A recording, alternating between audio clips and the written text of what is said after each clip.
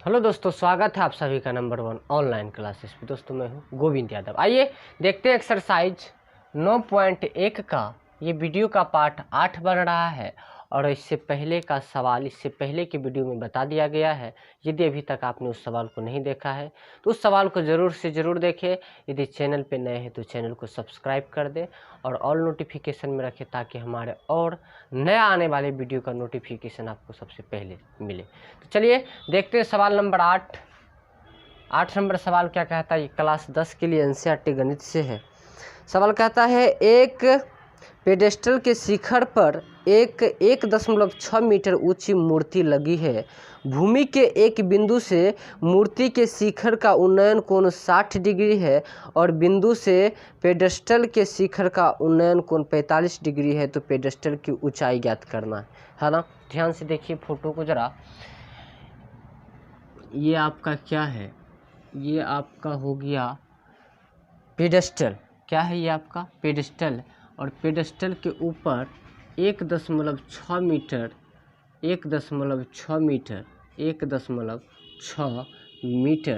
लंबा एक मूर्ति लगा हुआ है। हमने एक पेडेस्टल बना दिया और इसका नाम दे देते हैं यहाँ पे ए, यहाँ पे बी और यहाँ पे सी।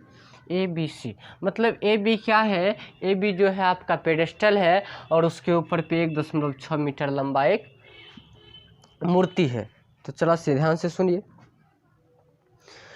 कहता मूर्ति के शिखर का उन्नयन कोण 60 डिग्री है। शिखर मतलब मूर्ति का ऊपरी भाग, छिप्पा है ना, ऊपरी भाग को कहते हैं शिखर और मूर्ति का निचला भाग यही ना होगा, यानी पेडेस्टल का ऊपरी भाग और मूर्ति का निचला भाग ये वाला बिंदु है ना, बिंदु बी। तो कहा कि मूर्ति के शिखर का उन्नयन कोण मतलब मूर्ति के शिखर का उन्नयन कोण जो है वो है हमारा 60 डिग्री का। कितना का है वो? 60 डिग्री का है, वो 60 डिग्री का हो जाएगा। और इसी में सवाल क्या कह रहा है,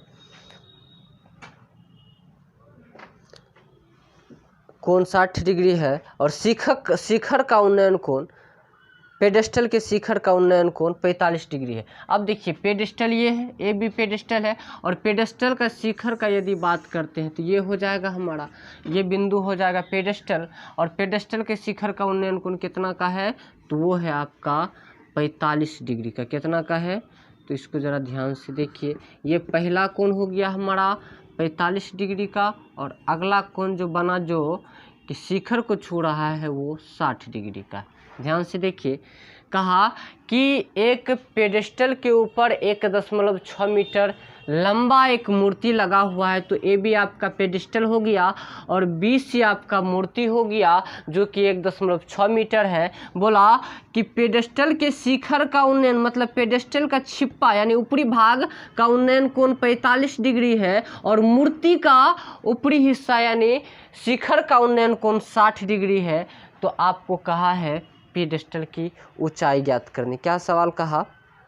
सवाल कहा कि पेडेस्टल की ऊंचाई क्या है। तो चलिए ये था आपका सवाल और वो रहा आपका फिगर। अब लिखिए माना, यहाँ पे लिखिए माना ए बी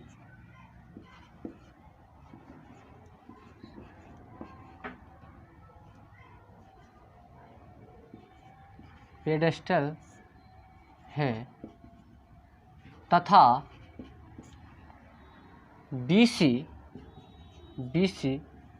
मूर्ति। चलिए अब चलते हैं इससे आगे। अब आगे क्या करना है आपको, चलना है पहले त्रिभुज ए। तो ABC यहाँ पे नाम रख दीजिए इसका D। क्या नाम रख दीजिएगा? D नाम रख दीजिएगा।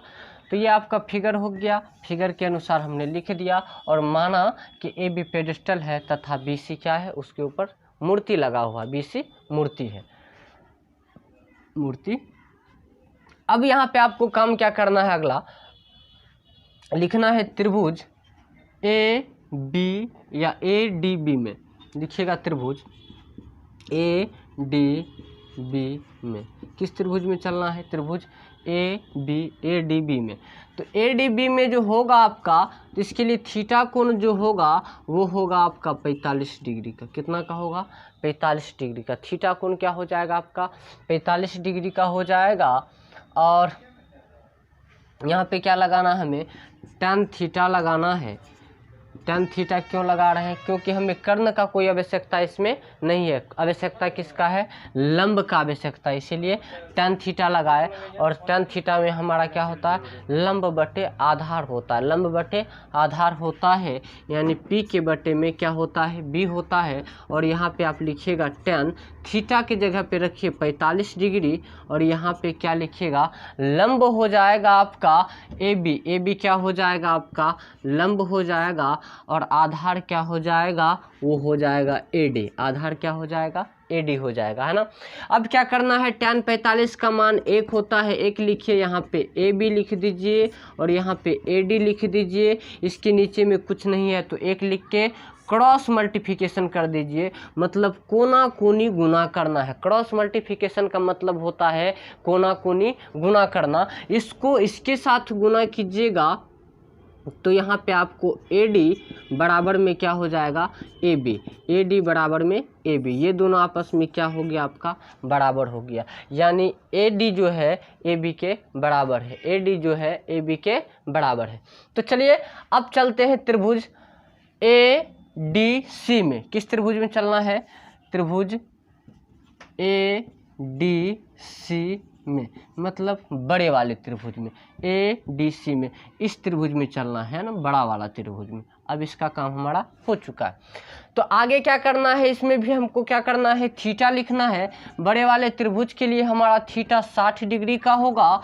और इसमें हमें BC का मान पता है, और इसके लिए थीटा आपका 60 डिग्री हो गया। लगाना है tan थीटा। यहाँ पे लिखिए tan थीटा, और जो कि P/B के बराबर होता है। अब यहाँ पे आप लिख सकते हैं tan थीटा के जगह पे 60 डिग्री रखिए। और आपका P क्या है? P होगा लंब, यानी AC हो जाएगा आपका लंब। और नीचे आधार लिखिएगा तो वो आपको लिखना है AD। क्या लिखना है? AD। और tan 60 का मान आपको पता है कि √3 होता है। tan 60 का मान क्या होता है? √3 होता है। अब चलते हैं आगे। AC क्या है आपका? AC आप यहाँ पे देख सकते हैं कि AC जो है AB + BC मिलके बना है। AC किससे बना है? AC जो है आपका AB, मतलब यहाँ से यहाँ प्लस यहाँ से यहाँ BC। AC जो है AB + BC मिलके AC बना है ना। तो AB + BC मिलके क्या बना है? AC बना है। तो AC के जगह पे आप रख सकते हैं AB + BC, मतलब इतना दूर प्लस इतना दूर मिलके पूरा बराबर हो जाएगा, है ना, बड़े के बराबर हो जाएगा। तो आप देख सकते हैं यहाँ पे रख सकते हैं, क्या रख सकते हैं? यहाँ पे AB प्लस में रख सकते हैं BC, और ये क्या होगा? नीचे आपका AD हो गया। अब इससे आगे चलिएगा तो आपके पास जो है BC का मान पता है। यहाँ पे रखिए √3, यहाँ पे AB लिखिए, प्लस में BC का मान क्या है? 1.6 है। क्या है? 1.6। और नीचे आपका क्या है? ये है आपका AD। यहाँ तक आपको दिक्कत नहीं होनी चाहिए। यहाँ पे किसी भी प्रकार का कोई कष्ट नहीं है। अब आपको काम क्या करना है? अगला काम क्या करना है कि आप यहाँ पे देख रहे हैं कि AB जो है AD के बराबर है। तो AD की जगह पे आप AB रख सकते हैं। यहाँ पे आप रख दीजिए AB। अब क्या करना है? नीचे कुछ नहीं तो 1 मानना है, क्रॉस मल्टीप्लिकेशन कर देना है इसको। यदि आप इसको क्रॉस मल्टीप्लिकेशन करते हैं तो आपका क्या हो जाता है? √3 AB हो जाता है। √3 मल्टीप्लिकेशन कर देंगे तो AB को √3 से गुना करेंगे तो √3 AB हो जाएगा आपका, है ना। या नहीं तो आप AB √3 लिख सकते हैं। बराबर दे दीजिए, यहाँ पे 1 से गुना कीजिएगा तो AB + 1.6। और क्या करना है? आगे का काम क्या करना है आपको? इसमें आगे का काम कर देना है क्या कि यहाँ पे आप लिख सकते हैं, क्या लिख सकते हैं कि √3 AB - AB बराबर क्या होगा आपका 1.6 होगा। तो इसमें से ए बी को आप यदि बाहर निकाल लेते हैं तो अंदर में आपका बचता है √3 - 1, यहाँ पे बच जाता है 1.6, और जो गुणाम है उसको भाग में भेज दीजिए तो ए बी आपका बच जाता है 1.6, जो गुणाम है उसको भाग में भेजती है तो √3 - 1। यहाँ तक आपने देखा। अब आगे का काम क्या करते हैं, हम हर का परिमयीकरण कर देते हैं, नीचे में रूट वाला को नहीं छोड़ सकते, इसीलिए √3 चिन्ह को बदल देते हैं। परिमयीकरण में क्या होता है, सेम चीज़ से ऊपर सेम चीज़ से नीचे गुना करना है और चिन्ह को बदल देना है। तो चिन्ह को हमने बदल दिया।